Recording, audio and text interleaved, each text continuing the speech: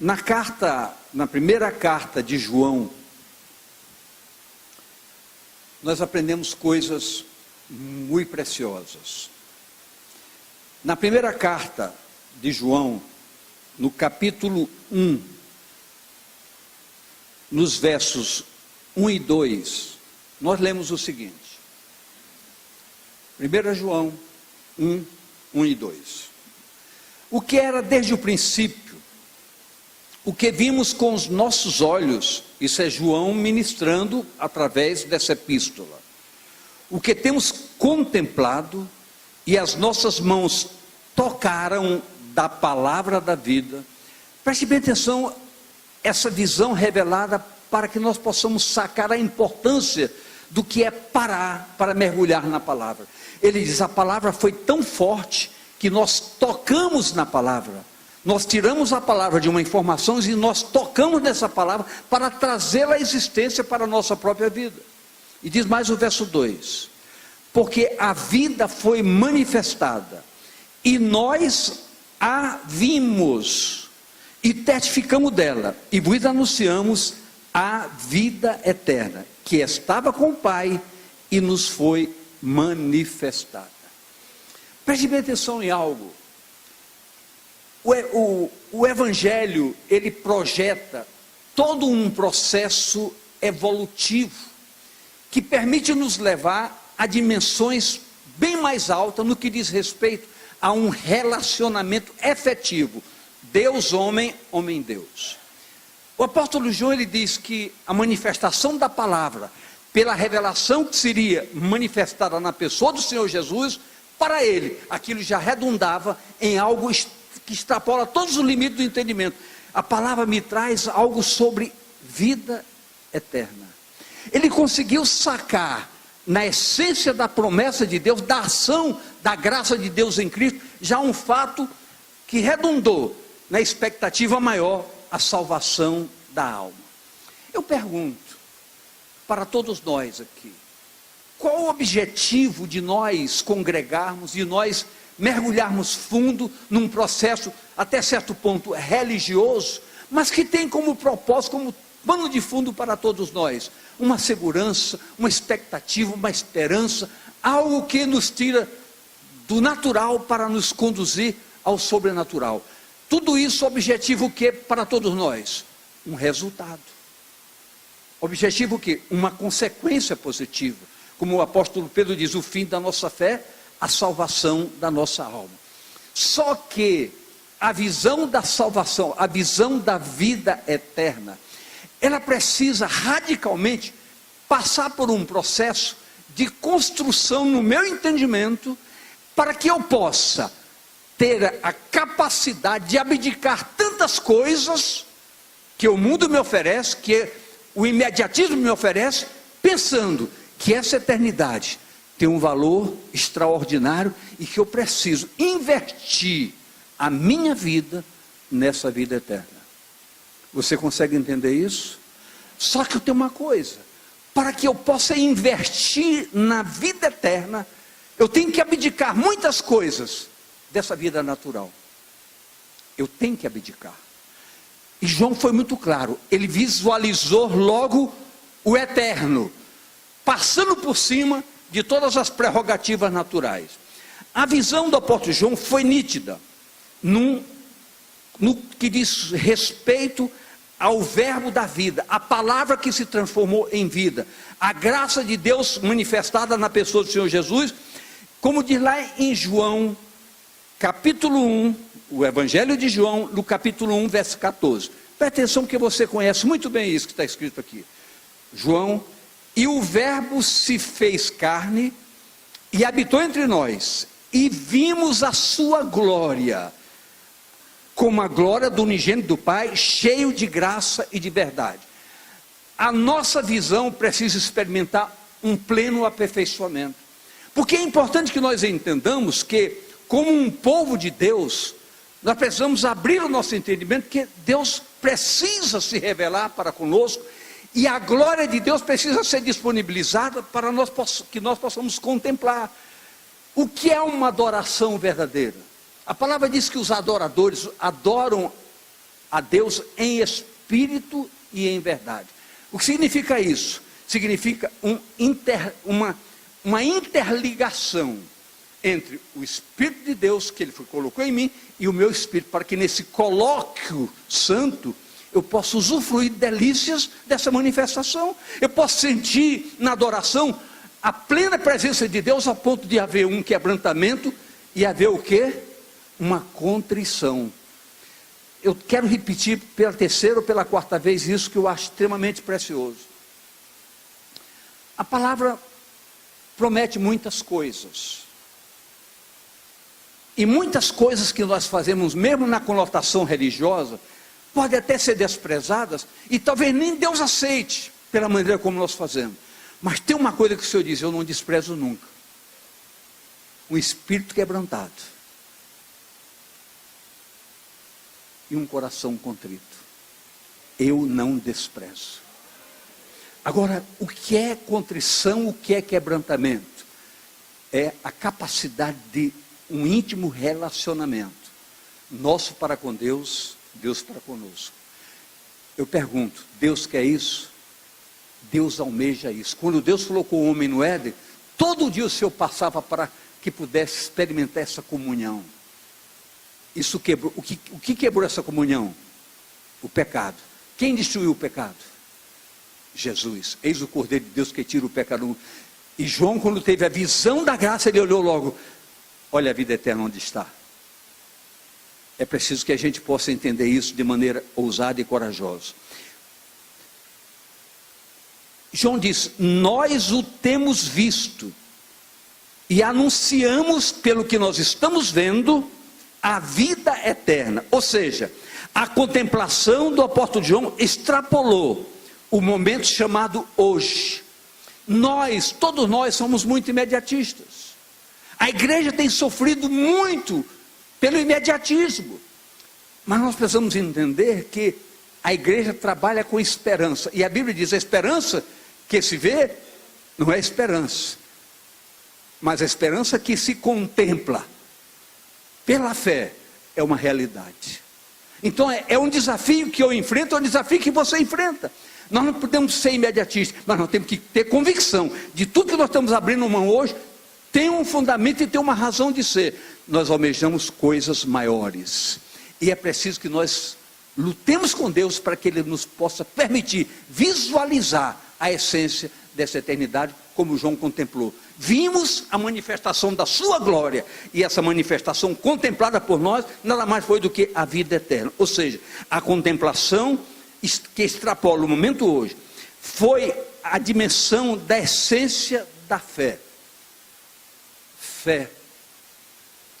Como é que se pode medir, mensurar a fé? Como é que eu posso avaliar a minha fé? Talvez, se eu for atrás de quantificar a minha fé, eu vou me perder. Mas se eu entender que minha fé é um fator de intensidade e não de quantidade, ainda que, por menor que seja, eu preciso fazer como os discípulos fizeram. Quando o Senhor expôs grandiosidade do reino, o que foi, Léo, que os discípulos disseram: Senhor, aumenta-nos a fé. Por quê? Porque a dimensão que precisa ser contemplada no que diz respeito às coisas do reino, precisa mexer um pouco mais com a nossa acomodação. Eu preciso entender que essa palavra, ela precisa que eu gaste ganhando tempo com ela, todo dia, todo santo dia. Hoje de manhã, logo cedo, tivemos um momento com a equipe de intercessão. Abrimos a Bíblia e o Senhor falou conosco de maneira tão profunda. Quando nós nos determinamos, assim como João teve a visão da eternidade, na simples contemplação da palavra, essa palavra pode mudar a estrutura do nosso entendimento. Ela pode nos conduzir a uma situação de um crescimento extraordinário, permitindo que nós nos tornemos maduros, não mais crianças, não mais meninos, mas como adultos naquilo que nós queremos verdadeiramente. Aí passamos a ser ousados, corajosos, temos coragem de nos identificarmos como homem de Deus. Hoje, na sociedade que nos cerca, muitas vezes nós ficamos até com vergonha de dizer que nós somos crentes, mas nós precisamos mudar esse foco. As pessoas precisam ver que nós temos um compromisso com Deus que extrapola as nossas razões naturais. Eu preciso disso, você precisa disso, nós precisamos disso. Chegou a hora de nós sermos ousados. João diz: nós vimos a vida eterna. Nós não vimos uma promessa, a palavra se revelou como uma promessa, mas nessa promessa nós já contemplamos a vida eterna. Nós fomos além. Diga: eu preciso ir além. Mas escute,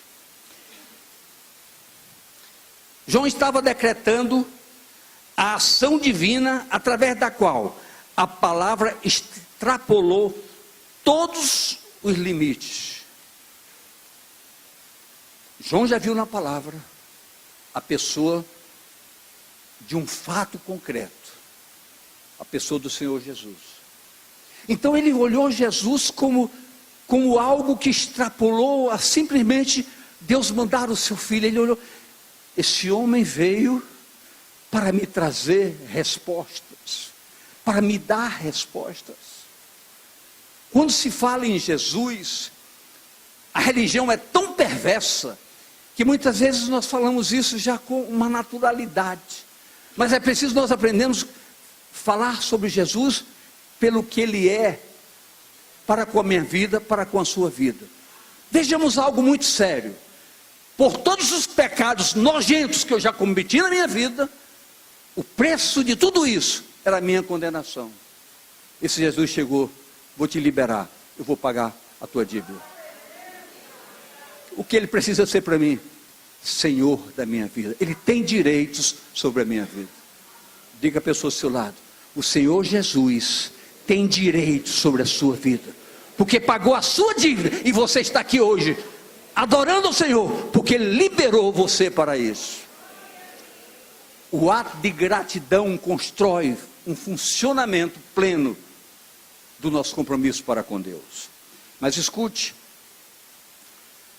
a promessa é tão forte que ela vem de muito tempo, gerando fundamentos fortes. Olha o que nos diz Deuteronômio 18, 15 a 18.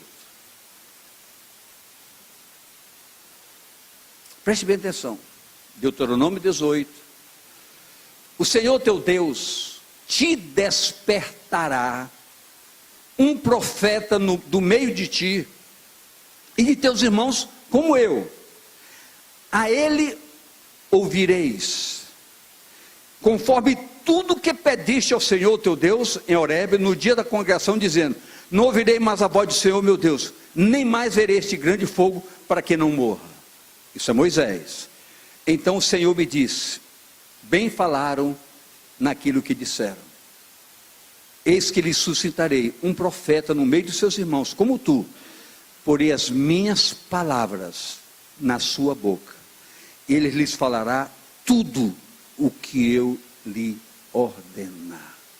Você vê que essa palavra, uma simples palavra, no momento oportuno, em que Deus se manifestou para Moisés, já objetivando alcançar a libertação do povo que estava escravizado no Egito, essa palavra transpôs todos os limites, e chegou ao entendimento de João. Ele diz: essa palavra traz muito mais do que palavra, traz uma essência de sustentação da própria vida.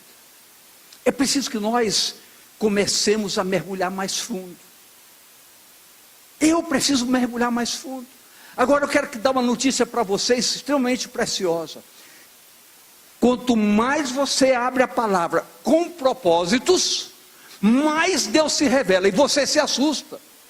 Porque Deus vai lhe falando coisas que você vai ficar boquiaberto. Mas se eu já passei por aqui 10 vezes, 20 vezes, e agora, só que o Senhor contempla a propósito. Qual a razão de você ter lido?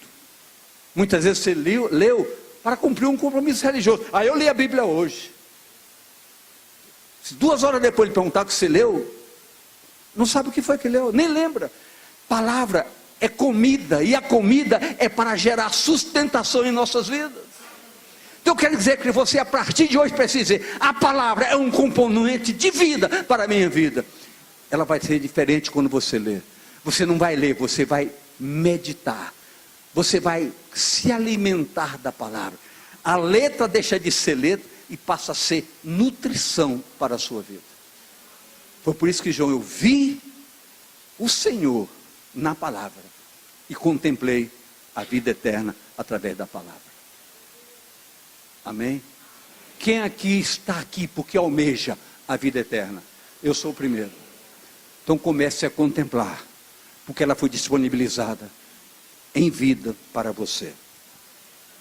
Mas escute, logo, precisamos entender que essa vida eterna, diga, a vida eterna, demanda a construção de toda uma rota compromissada, da minha parte, compromissada com a verdade do Evangelho e abastecida, como? Com o pleno relacionamento que eu preciso, categoricamente, ousadamente, corajosamente dizer, eu preciso estabelecer a destruição de uma barreira e entender que eu posso me relacionar com Deus diretamente. Por que isso acontece? Porque Deus fez tudo que era necessário para que isso fosse uma realidade. No momento que eu, com toda a ignorância anterior, fui sensibilizado para aceitar a Jesus, Deus não olhou mais para o meu passado e disse, agora eu vou colocar em você alguém que pode estabelecer um elo de ligação entre nós dois. Ele me deu a presença do Espírito Santo. E esse Espírito Santo é o agente capaz de me ajudar a construir todos os fundamentos que me façam, que me possam fazer dizer na frente de vocês que a salvação para mim não é uma promessa, é uma realidade. Eu posso ouvir amém? Eu ouço a voz de Deus, eu sinto a sua presença. Ele já me provou isso várias vezes. Eu sou sobrenatural? Não. Sou um homem que procurou conhecer e entender que a graça de Deus extrapola o meu próprio entendimento. Você pode dizer amém? Você pode olhar para a pessoa do seu lado e dizer, se perguntar, você está entendendo? Então é preciso que nós entendamos isso. Ou então vamos embora, estamos perdendo tempo. Estamos perdendo tempo.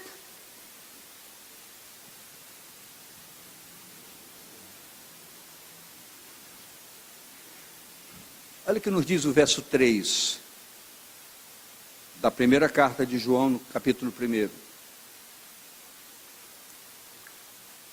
Verso 3.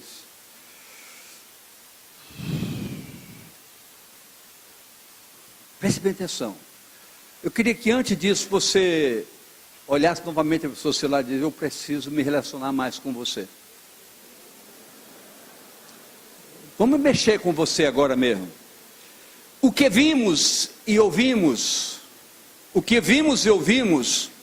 nos chama para compromissos maiores. Isso anunciamos, para que também tenhais comunhão conosco. Eu preciso ter comunhão com você. É um decreto que estabelece para que possamos alcançar a dimensão de uma visão real do que é a eternidade.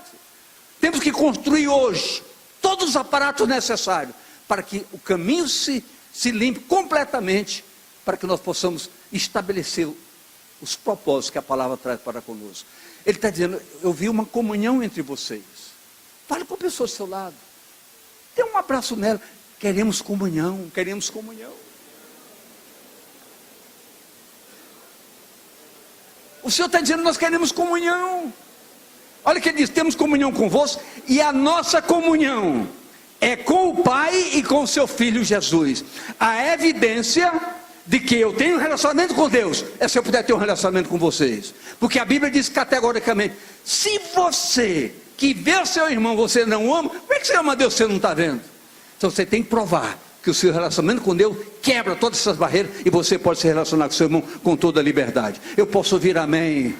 Hoje é um novo dia para você, é uma nova oportunidade para você, é um novo abrir portas para você.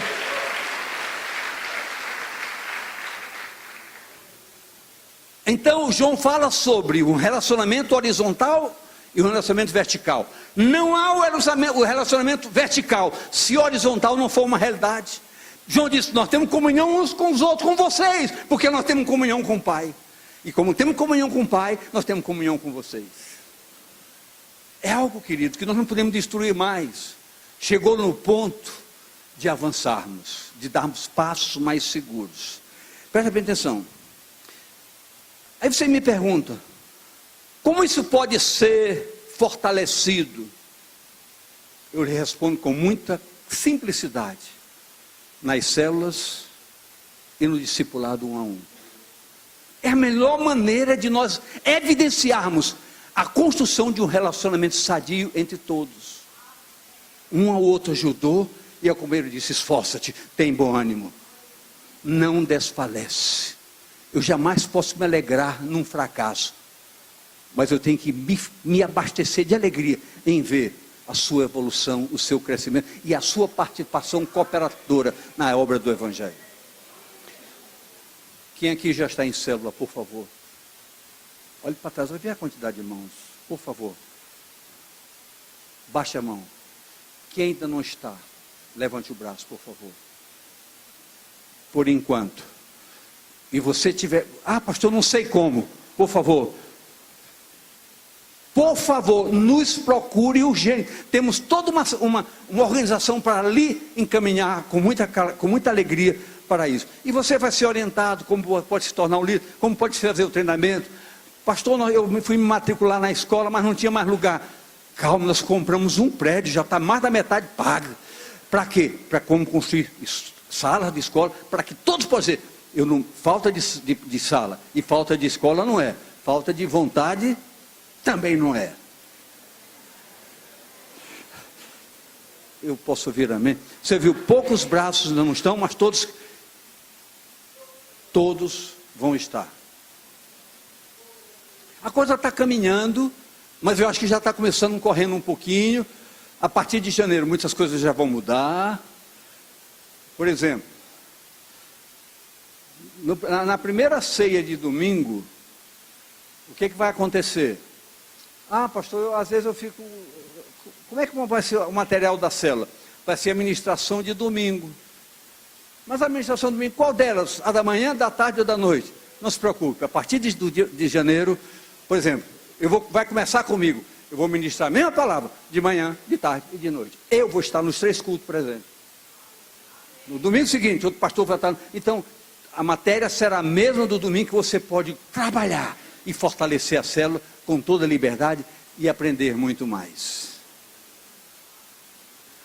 Eu posso ouvir amém?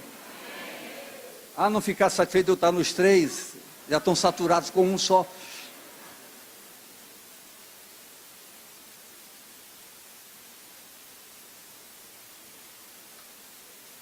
Quando esse relacionamento acontece, o prazer de compartilhar se multiplica cada vez mais. A igreja vai começar a entender que você é muito mais do que você pensa ser, no que diz respeito às coisas do reino. Talvez você ache que você não tem condições. Você tem muitas condições. Muitas pessoas vão ser conscientizadas através da sua vida. Quando isso acontece, o prazer de compartilhar se multiplica. O que é isso na realidade? Ezequiel 47 fala sobre as águas que procedem do trono da graça, do altar. E numa primeira visão, essas águas davam na canela. Numa segunda, dava no joelho. Na terceira, dava no lombo. E na quarta, já tinha que ser atravessada a nado, porque as águas transbordaram. E diz que quando essas águas transbordam, elas alcançam as margens dos dois lados, nascem plantas frutíferas que nunca morrem. Até as folhas servem como medicamento. O que ele está dizendo? Que quando você se relaciona com Deus, se fortalece, você começa a transbordar e ajudar outras pessoas. Você será um agente de cura de outras pessoas. É o que Deus quer da nossa vida. Diga: é o que Deus quer de mim. Diga: é o que Deus quer de mim. E é o que eu quero que Deus faça comigo. Diga, dê um forte aplauso para dizer: Senhor, tu podes fazer isso na minha vida.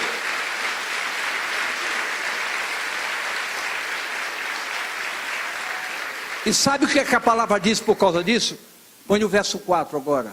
Olha o que a palavra diz. Você que nos acompanha e vai ver isso com muita clareza depois, acompanhando a gravação, aproveite. É a oportunidade singular para fortalecer a sua fé e contemplar nessa fé a vida eterna. Estas coisas vos escrevemos para que o vosso gozo se cumpra, para que vocês se alegrem, porque isso é uma revelação fundamentada em verdade.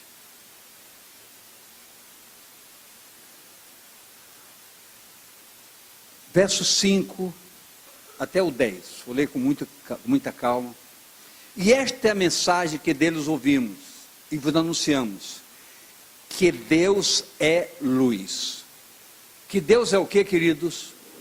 Eu queria que você dissesse bem forte: Deus é luz. E não há nele treva nenhuma. Então não adianta dizer: Deus sabe que eu sou fraco, Deus sabe que eu...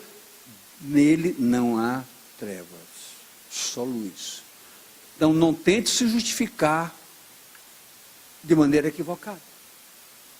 Dê a cara para bater e conserte. Se dissermos que temos comunhão com Ele e andarmos em trevas, mentimos. Acontece o que conosco? Mentimos. Então é preciso que você entenda que essa visão de João mostra um relacionamento de santo para santo. Então nós temos que entender que para me relacionar com Deus, eu tenho que estar em santidade diante de Deus. Não pode haver mentira, não pode haver engodo, não pode haver pecado escondido. Vamos já falar sobre isso. A conclusão hoje será sobre isso. Está preparado para isso? Então nós temos que tirar as máscaras todas, sem reservas. Temos que dar as caras agora. Escute. Então, se dissermos que temos comunhão com Ele, mentimos e não praticamos a verdade. Mas se andarmos na luz, como Ele na luz está, temos comunhão verdadeira um com o outro, construída com fundamentos, e o sangue de Jesus Cristo, seu Filho, nos purifica de todo o pecado. E o sangue de Jesus Cristo, seu Filho, nos purifica. Se dissermos que não temos pecado, enganamos-nos a nós mesmos, e não há verdade em nós. Se confessarmos os nossos pecados, Ele é fiel e justo para nos perdoar os pecados e nos purificar de toda injustiça. Mas escute, preste bem atenção nisso. Quando João teve essa visão contemplativa do pós, pela contemplação já da vida eterna, foi um passo muito grande. Mas ele continuou escrevendo, mostrando que esse passo precisa ser conquistado através de fundamentos ousados e corajosos, como esse que nós estamos lendo. Primeiro que tudo, uma igreja, para se relacionar com Deus, ela tem que andar na luz.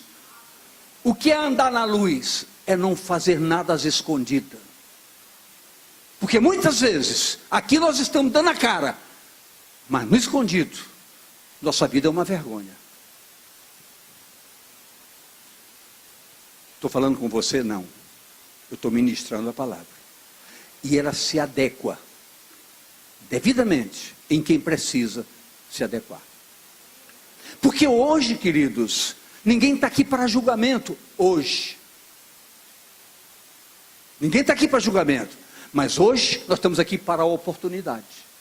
Porque o julgamento poderá vir, se não atentarmos para esses propósitos, para essas propostas, que são desafiadoras, mas são verdadeiras. Preste bem atenção a uma coisa. Quando Deus disse a Moisés, que Moisés não entraria na terra, por algumas besteirinhas que Moisés fez, Moisés chegou um dia e disse: Deusinho, ô Deusinho, Por favor, deixa eu entrar. Vocês sabem qual foi a resposta que Deus deu para Moisés? Basta, não me toque mais nesse assunto. Eu quero dizer uma coisa para você hoje.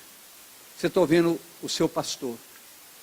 Seu pastor está falando com você com todo carinho, com todo amor e com toda ousadia. Quando eu digo basta, você tem outras chances. Mas quando o seu basta vier da boca de Deus, acabou a sua chance. Aproveite essa oportunidade e não deixe Deus dar um basta para a sua vida. Por favor. Faça hoje, renuncie hoje a tantas coisas para contemplar a vida eterna como João contemplou. E para poder se relacionar com liberdade. Mas escute.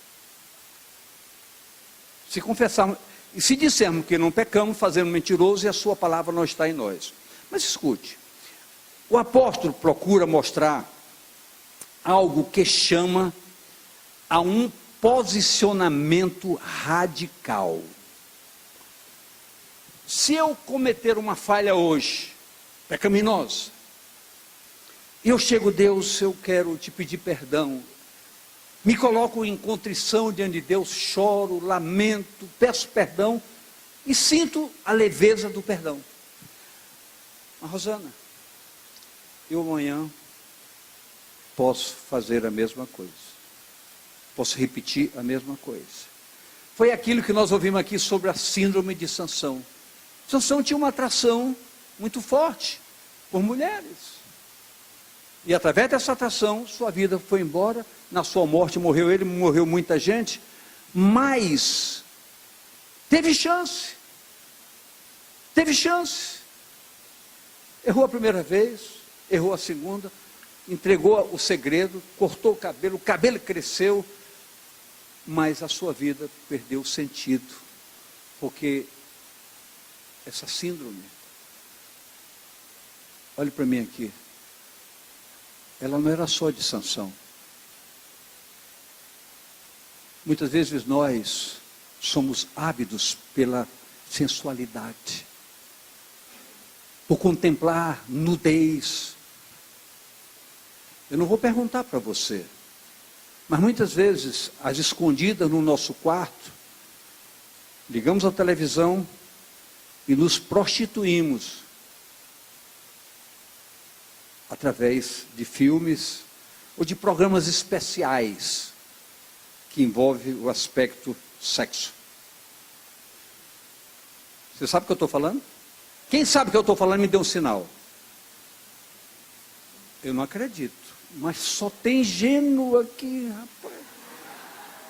Quem sabe o que eu estou falando? Não importa você saber o que eu estou falando, importa você se policiar. Você se policiar de hoje em diante. Deus está vendo o que você está fazendo às escondidas. Você precisa contemplar a eternidade. E não um momento seu de uma síndrome, de uma tendência que pode ser destruída. Agora eu pergunto, você pode vencer isso? Eu quero que você me diga se você pode vencer isso. Você não pode. Mas o que a Bíblia diz é que você precisa fazer morrer a sua natureza carne. Você pode fazer isso? Você não pode. Mas tem uma coisa que eu digo que você pode. Colocar diante de Deus um propósito. Mas não é amanhã, hoje, Senhor, a partir de hoje, eu quero criar vergonha e isso jamais vai acontecer na minha vida. A partir de Deus vai dizer para você, conte comigo. Porque eu farei de você mais que vencedor. Quem está entendendo isso? Agora, todo mundo aqui fecha os olhos, por favor. Todo mundo. Quem acha que precisa dessa decisão, me levanta o braço. Deus te abençoe. Leve a sério e faça isso. Sua vida vai ser diferente e João não será um exemplo apenas de expectativa. Fazer assim como João vê a eternidade, eu também consigo ver. Mas escute, a palavra está dizendo que Deus é luz e não há nele trevas. Então expõe fundamentos que precisam compor uma história de vida em comunhão com o Senhor. Eu queria que você perguntasse a você mesmo: qual é a minha história de vida? O que eu tenho registrado como minha história de vida no que diz respeito a um compromisso com Deus? Não dê resposta para ninguém, dê resposta para você. Aproveite esta noite, porque ela é singular. Ela é singular por quê? Porque aqui não é um tribunal, aqui é uma chance, uma oportunidade. A palavra está dizendo: eu estou me escancarando para vocês, para dar oportunidade a todos vocês. Então a palavra está se expondo para nós, nesta noite. Então supomos que essa palavra expõe fundamento que precisam compor a nossa história de vida. Uma história que tem uma comunhão com o Senhor, e é preciso que nós vigiemos nos pequenos detalhes. Queridos, uma simples resposta mal dada destrói um dia da nossa vida. A pessoa sai de casa carregando um peso, por uma simples resposta mal dada, tanto da parte da mulher como da parte do marido. Então vamos vigiar, vamos ser construtores do bem-estar do dia de cada um. Eu estou falando com quem? Qual é o ouvido mais perto da minha boca? Eu estou falando comigo também. Eu posso ouvir amém? Você pode falar com a pessoa do seu lado? Dê uma sacudinha nela. Ele está falando com você.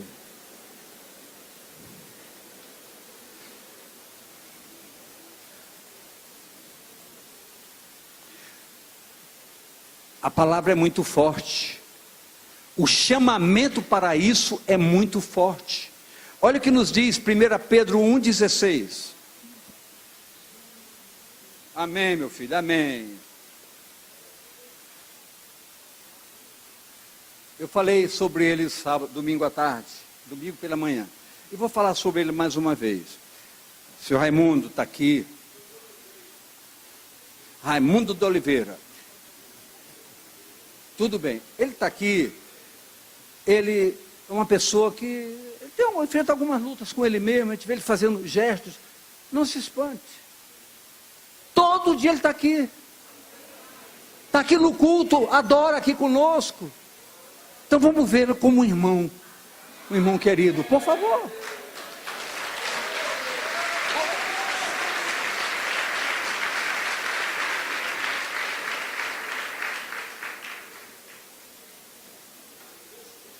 Primeira Pedro 1,16 que diz: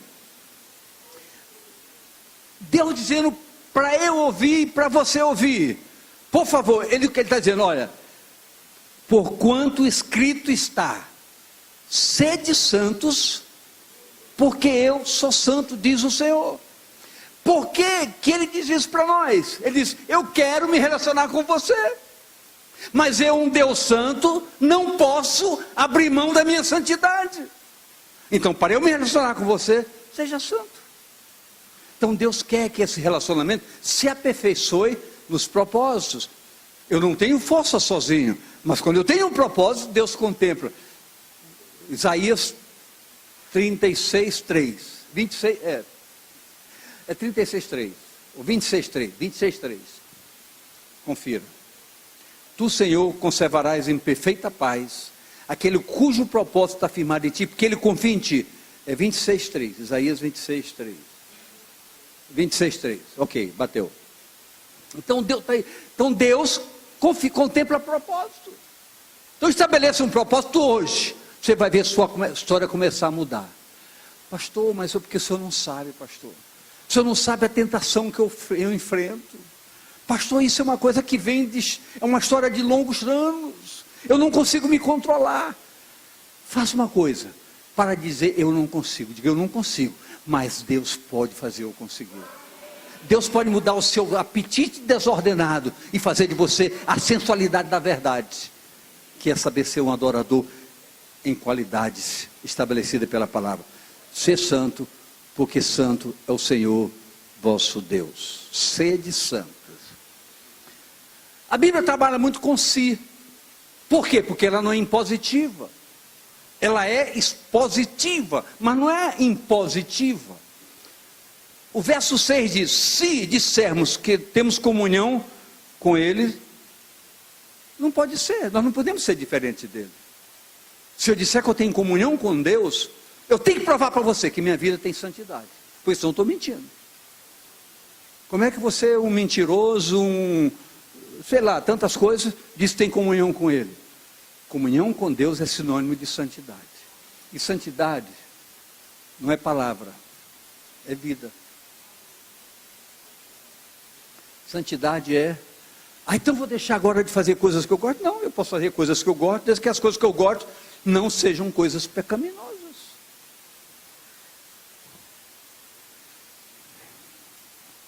Se andarmos, preste atenção por favor numa coisa muito importante. Se andarmos na luz, maravilhas acontecerão. O discipulado vai funcionar, as células vão funcionar, cada um vai se sentir bem em querer ser treinado, participar dos treinamentos para se tornar a excelência do fazer bem feito.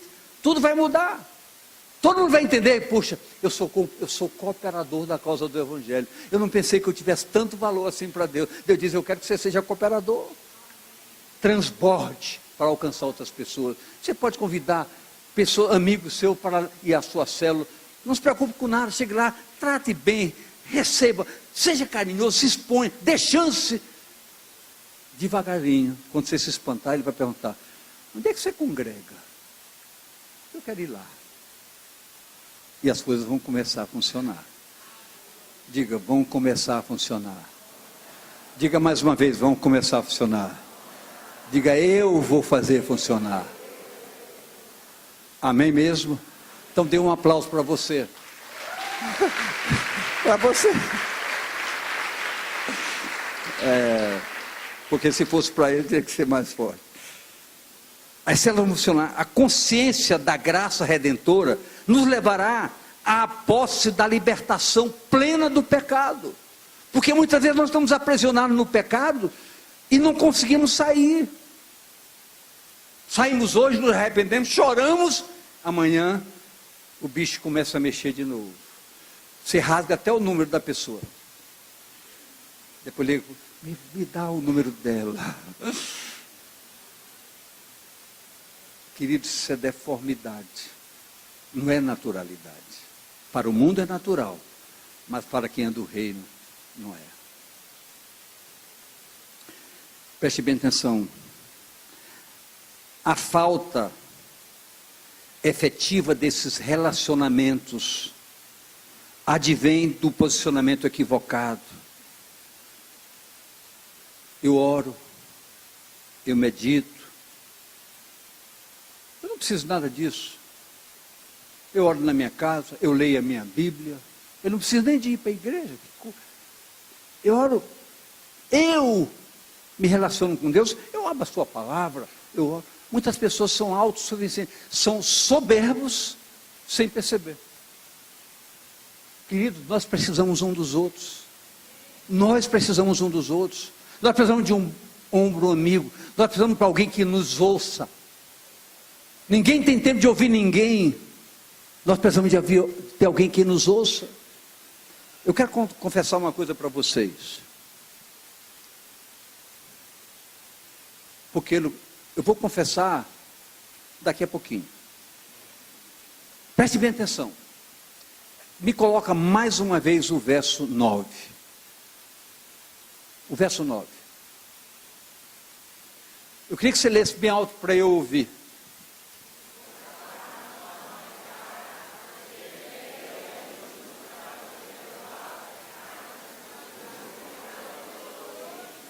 Isso é uma absoluta verdade.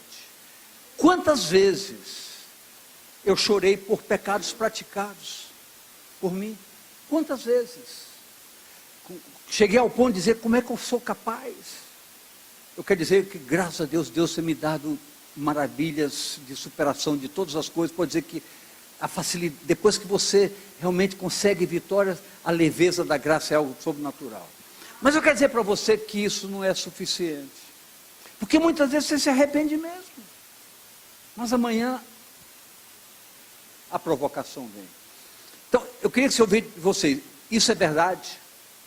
Eu queria ouvir de vocês, essa palavra é verdade? Mas eu vou dizer uma outra palavra que também é verdade. Coloca na tela para mim, Tiago 5,16. Preste bem atenção, depois eu vou contar uma coisa para vocês. confessai as vossas culpas uns aos outros, e orai uns pelos outros, para que sareis. Diga perdoar, diga sarar. São coisas distintas, mas o que vale na nossa vida não é só o perdão, é que nós sejamos sarados do pecado. É por isso a importância do discipulado, porque nós podemos abrir o nosso coração com muita dignidade e sentir que não mais é um perdão, mas é uma cura. Você está me entendendo? Você está me entendendo? Eu creio que você está me entendendo. Sinceramente, não estão me entendendo, porque muitos poucos estão falando. Você está entendendo o que eu estou falando? Você não só precisa de perdão, você precisa de cura, você precisa ser tratado. O que eu vou dizer para vocês? Quando todo esse processo chegou aqui, eu já estava na liderança da igreja. Eu nunca tive, de fato, um discipulador. Nunca tive, de fato, um discipulador. Então, minhas guerras eram lutas pessoais. Quando, há poucos dias atrás, o meu primeiro discipulador, de fato, tivemos momentos de conversa testa a testa. Nós choramos e muitas curas aconteceram. Sabe por quê? Um ao outro ajudou. E a companheira disse: esforça-te, tem bom ânimo, tu podes, vou te ajudar a poder. Eu agora tenho. Se quiserem perguntar, eu respondo, não tem problema. É o pastor Eiber. Vamos jantar com ele dia 8 de... Eu e a Dilma vamos estar com ele, a esposa, dia 8 de janeiro, lá em Fortaleza.